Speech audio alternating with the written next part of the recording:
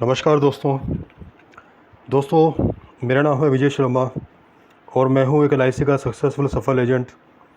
तो दोस्तों, कैसे हैं आप सब।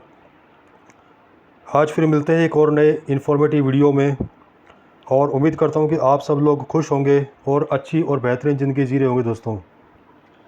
दोस्तों आज के इस इन्फॉर्मेटिव नॉलेजेबल वीडियो में हम चर्चा करेंगे, डिस्कस करेंगे एलआईसी के जो प्रमुख राइडर्स होते हैं, यानी कि ऐसी विशेषताएं, ऐसे पॉइंट्स, ऐसी फैसिलिटीज़ जिसको अगर लेता है पॉलिसी होल्डर तो उसको किस किस तरह के एक्स्ट्रा बेनिफिट्स जो है वो दिए जाते हैं।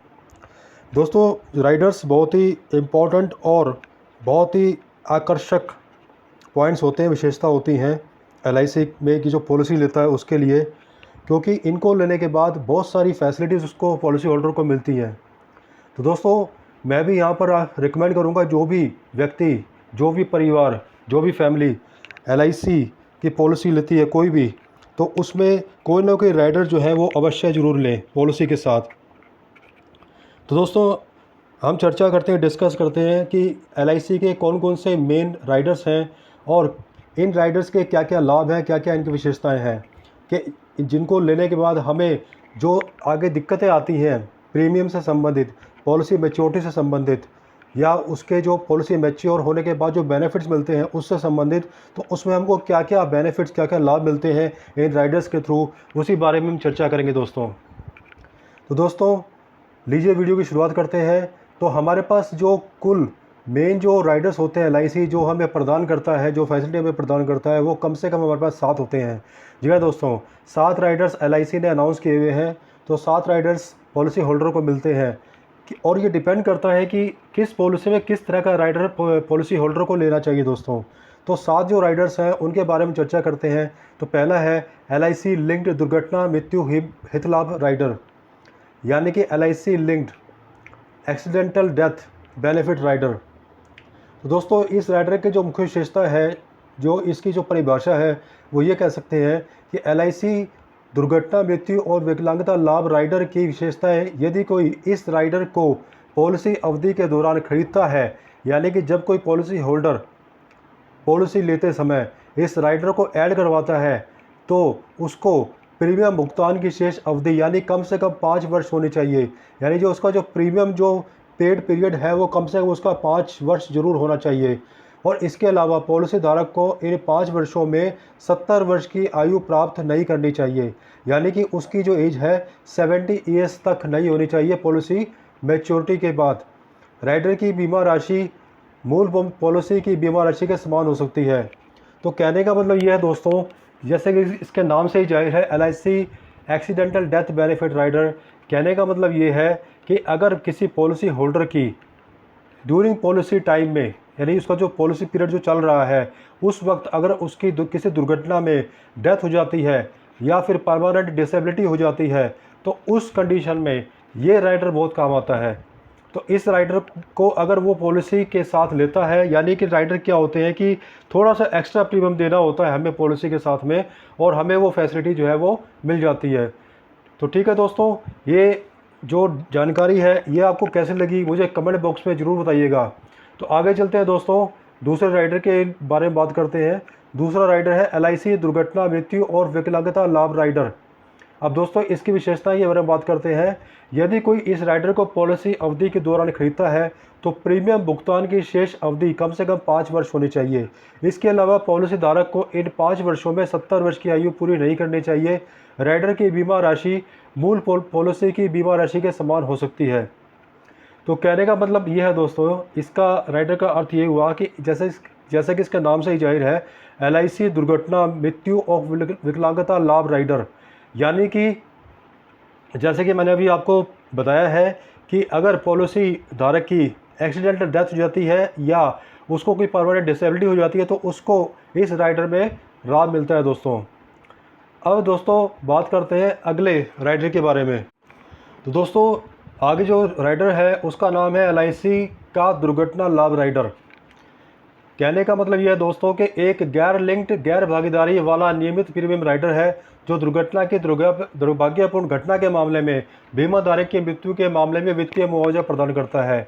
यह राइडर बेस प्लान में ऐड ऑन लाभ के रूप में पेश किया जाता है। कहने का अर्थ है दोस्तों कि अगर एक्सीडेंट हो जाता है पॉलिसी होल्डर का तो और उसके दुर्घटना में मृत्यु नहीं होती, यानी कि एक्सीडेंट होता है और वो आगे के प्रीमियम पे नहीं कर पा रहा है, तो उस कंडीशन में इस राइडर का लाभ उसको दिया जाता है दोस्तों। तो आगे बात करते हैं दोस्तों चौथे राइडर के बारे में, प्रीमियम वेवर बेनिफिट राइडर। अब देखते हैं दोस्तों प्रीमियम वेवर बेनिफिट राइडर क्या होता है। प्रीमियम वेवर बेनिफिट राइडर जो है बीमा पॉलिसी में, इस राइडर के लिए प्रीमियम के वेवर से अर्थ है कि बीमा कंपनी को कुछ खास शर्तों के तहत प्लान को बनाए रखने के लेकर प्रीमियम का भुगतान करने के लिए पेयर की जरूरत नहीं पड़ती है। कहने का अर्थ है दोस्तों, अगर किसी कारणवश, किसी ऐसे कारणवश जो कि टाला नहीं जा सकता, उस कंडीशन में अगर पॉलिसी होल्डर अगर प्रीमियम पे नहीं कर पाता है और उसने पॉलिसी लेते टाइम ये राइडर लिया हुआ है प्रीमियम वेवर बेनिफिट, तो आगे के प्रीमियम उसको माफ़ हो जाते हैं दोस्तों। जी हाँ दोस्तों, आगे के प्रीमियम उसको माफ़ हो जाते हैं और उसकी पॉलिसी कंटिन्यू चलती जाती है। तो देखा दोस्तों कितना लाभ है, कितना बेनिफिट है राइडर्स लेने में दोस्तों। अब आगे बात करते हैं दोस्तों LIC new critical illness benefit rider. जी हाँ दोस्तों, LIC new critical illness benefit rider, इस राइडर के बारे में बात करते हैं। इस राइडर की क्या विशेषताएं हैं। एक नॉन लिंक्ड राइडर है जो लाभार्थी को एक गंभीर बीमारी का पता चलने पर बीमित राशि प्रदान करता है, जो कि आधार पॉलिसी में पूर्व निर्दिष्ट है। इसे केवल आधार पॉलिसी के प्रारंभ के दौरान गैर लिंक्ड योजनाओं में जोड़ा जा सकता है। कहने का अर्थ यह दोस्तों कि ये राइडर अगर उसने लिया है, पॉलिसी होल्डर ने पॉलिसी लेते वक्त new critical illness benefit rider, यानी कि क्रिटिकल इलनेस ऐसी बीमारी हो जाती है पॉलिसी होल्डर को जिसमें वो आगे के प्रीमियम नहीं दे पाता है, बहुत ही क्रिटिकल इलनेस है उसका, लेकिन लंबे समय तक इलाज चलने वाला है या इलाज चल रहा है और उसकी एक जो नियमित रेगुलर जो इनकम है वो रुक चुकी है, वो आगे प्रीमियम पे नहीं कर पा रहा है और उसकी परिवार पर, उसकी फैमिली पर कोई एक्स्ट्रा जो है बोझ जो है वो ना पड़े, एक्स्ट्रा लोड ना पड़े प्रीमियम देने के लिए, तो उस कंडीशन में उसकी पॉलिसी कंटिन्यू जारी रहती है दोस्तों। जी हाँ दोस्तों, तो आप देख सकते हैं कि LIC ने कितनी तरह के जो है फैसिलिटीज़ दी हुई हैं अगर पॉलिसी लेने के बाद, यानी राइडर लेने का कितना लाभ है, कितना बेनिफिट है। अगर कोई भी पॉलिसी होल्डर राइडर लेता है पॉलिसी लेने के टाइम में, तो उसको किस किस तरह के लाभ दिए जाते हैं दोस्तों। तो दोस्तों आगे बात करते हैं छठे राइडर के बारे में, LIC new term assurance rider. अब देखिए दोस्तों, जैसे कि इसका नाम से ही जाए है न्यू टर्म एश्योरेंस राइडर, तो टर्म एश्योरेंस का मतलब ये हुआ दोस्तों यहाँ पर कि जैसे कि हम कोई एक टर्म एश्योरेंस पॉलिसी लेते हैं, एक टर्म पॉलिसी लेते हैं, जिसमें कि क्या होता है कि हमको प्रीमियम सबमिट करना है LIC में, उस पॉलिसी के अंतर्गत हमें प्रीमियम सबमिट करना है और हमें मैच्योरिटी पे उसको कोई भी जो है लाभ उसका नहीं दिया जाता है। केवल टर्म इंश्योरेंस वही होता है दोस्तों कि जिसमें कि अगर किसी कारणवश एक्सीडेंट में या किसी और एक लंबी बीमारी के चलते अगर पॉलिसी होल्डर की डेथ हो जाती है, मृत्यु हो जाती है, तो उसको जितने का उसने सम एश्योर्ड का ये प्लान लिया हुआ था, जितने रुपए का उसने ये प्लान लिया हुआ था, वो सारा का सारा पैसा उसको दे दिया जाता है और मैच्योरिटी में उसको कुछ नहीं दिया जाता, कुछ भी नहीं मिलता है। तो कहने का मतलब यह दोस्तों कि मैच्योरिटी के पर पॉलिसी होल्डर को कुछ भी मुआवजा नहीं दिया जाता है, यानी पॉलिसी की जो मैच्योरिटी होती है उसमें कोई भी अमाउंट उसको नहीं दिया जाता है। यही इसका जो मेन खास विशेषता है, टर्म एश्योरेंस पॉलिसी की यही खास विशेषता है। तो उसी को मद्देनजर रखते हुए, उसी को ध्यान में रखते हुए यहाँ पर टर्म एश्योरेंस राइडर बनाया हुआ है।